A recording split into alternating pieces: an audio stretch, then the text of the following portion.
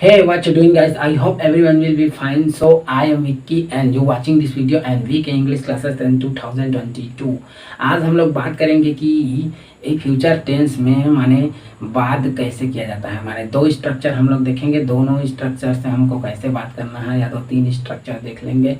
Structure से ज़रूरी नहीं है, प्रैक्टिस से ज़रूरी है। ठीक, स्ट्रक्चर कोई भी हो आपको याद रखना है कि इस सिचुएशन में हमको ऐसे बोलना है। ठीक है, यही कहता है इंग्लिश का रूल और वही यही है इंग्लिश की रूल। ठीक है, आप कहीं पर भी कहीं कुछ भी लगा सकते हो, लेकिन ग्रामर के रूल थोड़ा फॉलो कर लेना। उसके बाद आप इंग्लिश मैं भी बोल सकता हूँ, आप भी बोल सकते हैं, कोई भी बोल सकता है। लेकिन हम लोग डरते क्यों हैं? क्योंकि गलत ना हो जाए, टू के जगह हम इन ना लगाएं, तो उसी को बस ध्यान देना पड़ता है। ठीक है, बाकी आप सिचुएशन के अनुसार से आप बात कर सकते हैं। इसमें मेन है कि सिचुएशन ही डिपेंड करता है कि कैसे बात करें। किसी फ्यूचर टेंस की बात करें तो गा, गे, गी ये सब वाले वर्ड आते हैं तब विल और सेल का प्रयोग होता है। ठीक है, विल और सेल का प्रयोग होता है, जिससे कि हम लोग को माने फ्यूचर की पता चलता है कि हम लोग वो फ्यूचर में बोल रहे हैं से।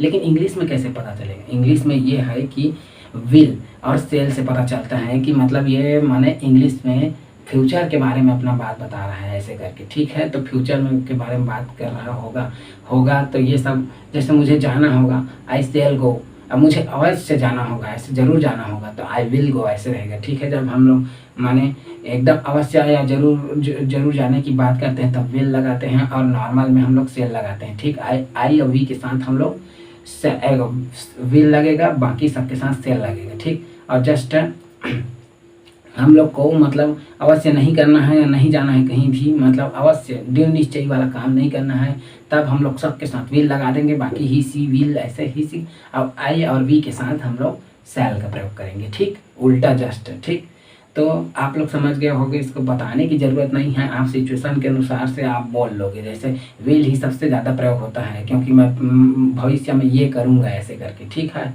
तो इसीलिए मतलब विल ही सबसे ज़्यादा प्रयोग होता है। कहीं कहीं पर ही सेल का प्रयोग किया जाता है। देखा हूँ तो मैं बहुत जगह मतलब बहुत स्ट्रक्चर पढ़ा हूँ तो व्हील का ही प्रयोग हो रहा है। व्हील का केवल व्हील। सेल का तो कुछ नामो निशान नहीं है, लेकिन सेल बहुत ज़्यादा उपयोग होता है। हालांकि मतलब क्वेश्चंस पूछने के लिए सेल का प्रयोग किया। तो इसमें थ्री माने जो पर्सन है उसी में बात होता है, मैं और तुम और किसी और। ठीक, बस तो इतना ही तो बात करते हो ना कि इंग्लिश में बस मैं और तुम बात करें, या तो किसी और के बारे में बात करते हैं या किसी के बारे में बताते हैं। ठीक है, तो let's talk about I will have के बारे में हम लोग पढ़ेंगे। ठीक है, विल का तो पता हो गया होगा कि मैं जाऊंगा, गा आएगा। ठीक है, तो आई विल गो ऐसे करके, आई सेल गो तो बोलते हैं हम लोग आई विल या आई सेल। ठीक, आई सेल। ठीक, तो जब भी आप फ्यूचर में मैं करूंगा कोई करके बोलोगे तब आई विल बोलना। ठीक, मैं अवश्य करूंगा या मैं जरूर करूंगा, और नहीं हाँ मैं आऊँगा ऐसे करके बोलोगे तो आई सेल आई सेल कम ऐसे करके बोल सकते हो। ठीक, मैं आऊँगा, मैं ज़रूर आऊँगा तो आई विल कम ऐसे करके बोल सकते हो। ठीक,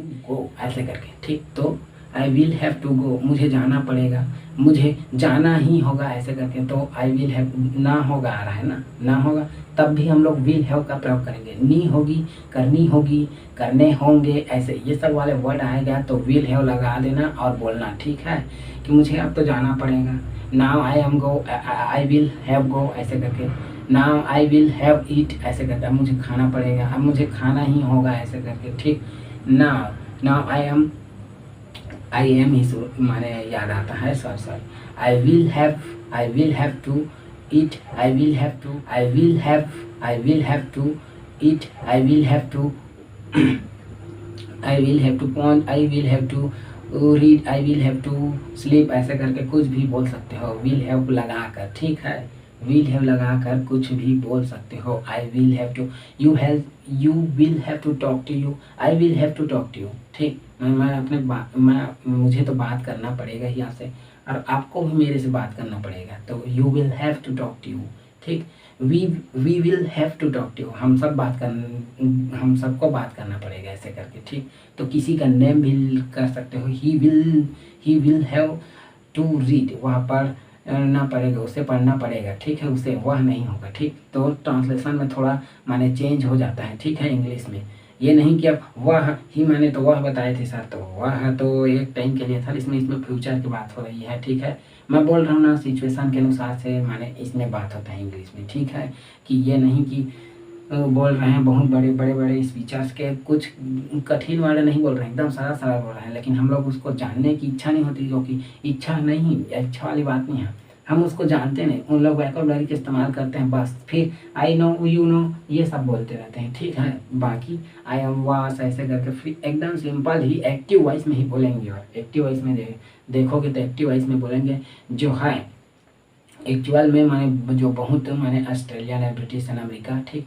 यहाँ के लोग कुछ एडवांस लेवल की जो फीचर्स बोलने के लिए उपयोग करते हैं, हमारा गॉट एंड गॉट ऐसे ऐसे system, I am got a go ऐसे करके, ठीक, इसका भी मतलब वही होता है कि मैं जाऊँगा ऐसे करके, ठीक, मेरे को जाना है ऐसे करके, ठीक, आई गॉट अ गो ऐसे बोलेंगे, फिर आई गाना गाओ ऐसे बोलेंगे, आई गाना गाओ, मतलब बनाना पड़ता है मुंह को बोलने के लिए, ठीक है, कि इंग्लिश ऐसी सब्जेक्ट है जो कि मतलब प्रैक्टिस नहीं करोगे तब तक नहीं बनेगा, ठीक। तो you will have to talk to you, I, okay, I will have to talk to you, ठीक, ऐसे करके, ठीक। मुझे तो बात करना पड़ेगी, करनी कहाँ थी में प्रैक्टिस करेंगे, आना, okay, thanks if you video like, if you